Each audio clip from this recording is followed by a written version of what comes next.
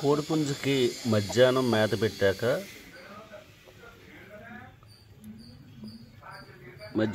పెట్టాక పుంజుకి పాలు పోయాలి.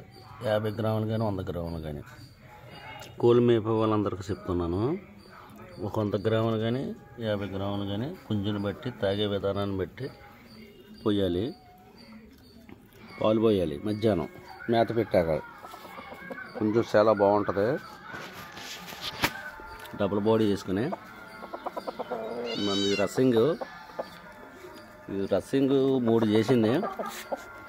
మామూలుగా ఉండదు. మనం ఉల్లిపాయలు కోసుకుని వెళ్ళటమే దీని పందానికి తీసుకెళ్తే. కొద్దిగా సజ్జలో ఉంది.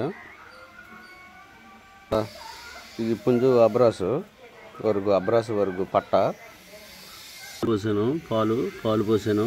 పాలు